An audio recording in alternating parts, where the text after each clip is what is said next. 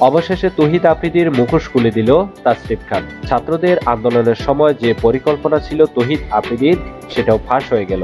তৌহিদ আফ্রিদি একজন জনপ্রিয় content creator, কিন্তু কয়েকদিন আগে ছাত্র আন্দোলনের সময় তাকে খুঁজে পাওয়া যায়নি ছাত্র আন্দোলনের পাশে।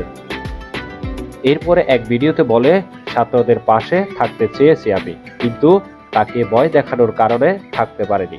তবে তার এসবের পেছনে ছিল এক ভয়ঙ্কর আফ্রিদি।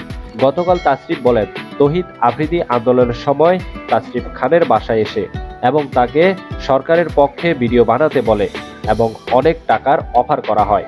এমনকি তাসরিফ খানের বন্ধুকেও আটক করে মারধর করে। তাসরিফ আরও বলেন, সে সময় তৌহিদ আফ্রিদি কয়েকজন গুন্ডা এবং আইনের লোক নিয়ে এসেছিল, তাই তখন ভয়ে বাধ্য হয়ে এক পর্যায়ে বাড়ি ছেড়ে পালাতে বাধ্য হয় সে। কিন্তু এখন ছাত্রদের জয় হয়েছে, দুমুঠো সাপের মতো হয়ে এসে কান্না করতেছে। এছাড়াও জানা যায়, তৌহিদ আফ্রিদি, সুলেমান শোকন সহ 15 জন কন্টেন্ট ক্রিয়েটরকে নিয়ে সরকারের পক্ষে কথা বলার জন্য মিটিংও করা হয় এবং সবাইকে বিশাল অঙ্কের টাকার অফার দেওয়া হয়েছিল। প্রিয় দর্শক, তৌহিদ আফ্রিদিকে নিয়ে আপনার মতামত কি? অবশ্যই কমেন্ট বক্সে জানাতে ভুলবেন না। সজীব চৌধুরী, বাংলা নিউজ 20।